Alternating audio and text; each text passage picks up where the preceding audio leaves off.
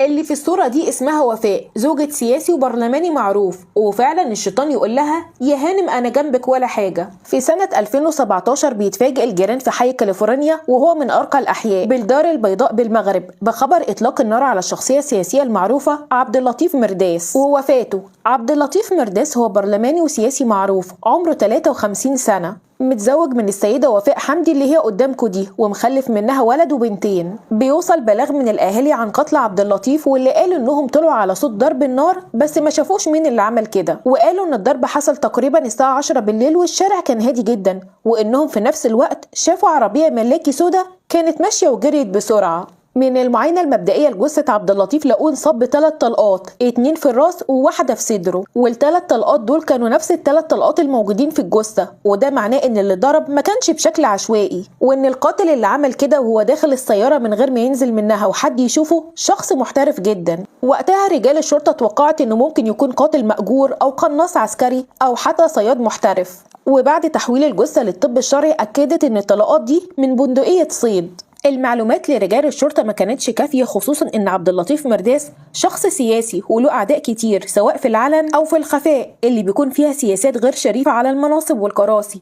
ده غير كمان ان عبد اللطيف معروف عنه انه له علاقات نسائية وغراميات كتير جدا، وجايز تكون واحدة منهم كانت ورا قتله بدافع الشرف. ده غير ان شهرة عبد اللطيف والاعلام كان ضاغط جدا على رجال الشرطة. ده غير كمان مرات عبد اللطيف واللي اسمها وفاء اللي خرجت في الاعلام وطلبت بسرعة القبض على الجناه، وكانت بتظهر في معظم البرامج سواء هي او اولاده، وكانت في كل لقاء صحفي بتكون منهارة وبتردد جملة السياسة اعدائها كتير، وبتناشد الملك شخصيا انه يتدخل لسرعة القبض على الجاني. وده اللي حصل فعلا، بأوامر من الملك نفسه اتدخل جهاز المخابرات العامة لحل القضية. واثناء التحريات مع اعدائه والسياسات اللي كانوا على خلاف مع عبد اللطيف ما كانش في حد على خلاف قوي بينه وبينهم، لكن كان في خلاف من نوع تاني، واللي قالت عليه هي وفاء مرات عبد اللطيف ان جوزها كان على علاقه مع بنت اسمها خولة من بلد اسمها بن احمد، وهي بلد عبد اللطيف مرداس، وهو كان عضو في مجلس النواب عن الدايره اللي فيها بلده. وقالت ان خولة دي بنت واحد من اللي بيشتغلوا معاه في البلد في حملاته الانتخابيه،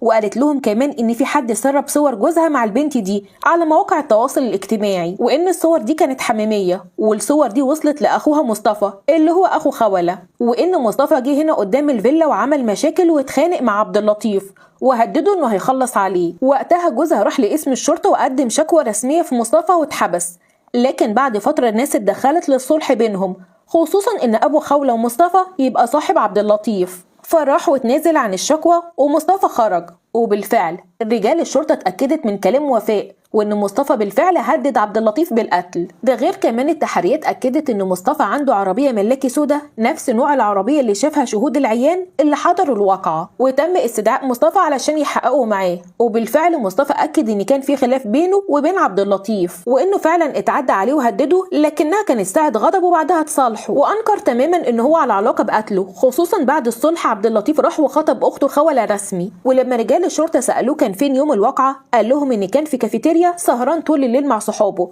وانه ما يعرفش اي حاجه عن اللي حصل غير تاني يوم. وبسؤاله عن عربيته قال فعلا ان كان عنده نفس نوع العربيه واللون، لكنه باعها من كذا شهر لواحد صاحبه. وبالتحريات وبسؤال صاحب مصطفى اكد بالفعل ان هو اشترى العربيه من مصطفى، وقال ان هو يوم الواقع كان مسافر بلد اوروبي وكان واخد معاه العربيه، يعني ما كانش موجود في المغرب اصلا. وبالفعل رجال الشرطه اتاكدت من كلامه وانه كان مسافر بالفعل خارج البلد. وكمان رجال الشرطه اتاكدت انه مصطفى كان موجود في الكافيتيريا، وده كان واضح جدا من كاميرات المراقبه اللي كانت مسجله وقت دخوله وخروجه، لحد لما وصلت معلومه من اهل عبد اللطيف للشرطه ان مراته وفاء ماشيه في اجراءات الميراث وحصر التركه بتاعته. وبتحريات رجال الشرطه عرفت انها بعد وفاه جوزها بيوم واحد سحبت مبلغ مالي كبير جدا من حساب مشترك بينهم، ودي كانت حاجه غريبه جدا لانها ما كانتش ماشيه نهائي مع حاله الانهيار اللي بتكون فيها قدام الشرطه والاعلام. فرجال الشرطه طلبوها للتحقيق، بس المره دي كانت مشتبه بيها، واتفاجئوا بواحده تانية خالص، واحده صاحيه ومركزه وعارفه بتقول ايه. اجابتها كانت نموذجيه على قد السؤال بالظبط، زي ما يكون حد محفظها الكلام. وبسؤالها عن سحب المبلغ المالي الكبير من الحساب المشترك بينهم وكمان ماشيه في اجراءات وحصر التركه،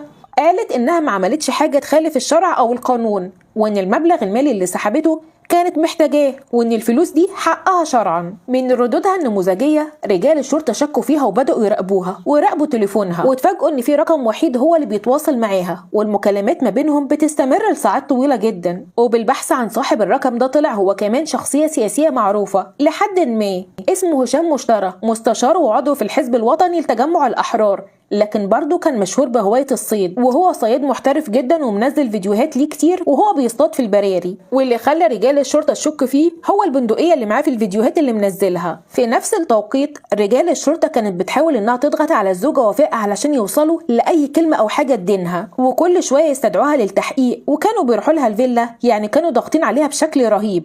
لكنها كانت ست حريصة جدا وردودها جاهزة، واحيانا لما بتحس ان الشرطه ضغطت عليها جامد وانها يعني ممكن تتوتر وتغلط، بتمثل ان هي اغمى عليها ومنهاره. في نفس التوقيت كان تم ضبطه واحضار هشام مشترى، ضبطه واحضاره مش استدعائه. واثناء القبض عليه اخدوا البندقيه بتاعته معاه ومعاها كام طلقه علشان يعرفوا في المعمل الجنائي هل هو السلاح المستخدم في الجريمه ولا لا. هشام في بداية التحقيق اعترف ان في علاقة غير شرعية بينه وبين وفاء، لكنه انكر تماما ان هو له علاقة بالقتل. لكن كان في حاجة غريبة جدا، ان من وقت ما بدأ التحقيق وان وفاء عمالة ترن عليه، رجال الشرطة منعوه يرد عليها، لكن فكروا بسرعة يمكن يقدروا يطلعوا منهم بأي طرف خيط. ووفاء اتصلت عليه تاني، فرجال الشرطة طلبوا منه يرد بكلام محدد. وقتها وفاء قعدت تشكيله ان الشرطة كل شوية تروح لها البيت وتحقق معاها، وانها حاسة ان الشرطة خلاص قربت تكشفهم وتعرف اللي هم عملوه، وبقى اعتراف رسمي منها ان هم اللي عملوا كده، وتم القبض عليها علشان يحققوا معاها. في نفس الوقت بيطلع تقرير المعمل الجنائي اللي قال ان السلاح طلع متطابق. ورغم كل الأدلة دي، بس وفاء أنكرت التهمة وقالت إن هشام هو اللي عملها ونفذ القتل منه لوحده علشان كان بيغير عليها من جوزها. فلما رجال الشرطة قالوا لها إن هشام اعترف عليها وإن هي اللي حرضته على كل حاجة، في اللحظة دي وفاء خافت تشيل القضية كلها لوحدها، واعترفت إن بداية خلافها مع عبد اللطيف جوزها أول لما عرفت العلاقة اللي بينه وبين خولة، وإنها في مرة مسكت تليفونه وشافت فيه صور حميمية بينهم، ومن غيظها منه أخدت الصور دي على تليفونها من غير ما هو يشوفها، وعملت حساب وهمي ونشرت الصور دي، وبسببها حصل مشاكل لجوزها واضطر انه يخطب خولة، وراح قال لها انه هيتجوز خولة، ووقتها هي عملت معاه مشاكل كتير وطلبت الطلاق. وقالت وقتها انها كانت بتتردد على دجالة اسمها رقية شهبون علشان تعمل لها سحر واعمال، ومع الوقت تكون بينهم صداقة، وبقت وفاء تحكي لها على كل حاجة. وقتها الدجالة دي عرفت وفاء على هشام، وتكون بينهم علاقة حب وعلاقة غير شرعية. وبعدها وفاء حكت لها على اخر مشكلة بينها وبين جوزها، فالدجالة رقية قالت لها ليه تتطلق وتخسر الممتلكات وكل حاجة، وإنها ممكن تخلص منه وتورث وتعيش حياتها مع عشيقها هشام. وكان التخطيط الشيطاني لوفاء اللي اعتمدت في خطتها إن جوزها عبد اللطيف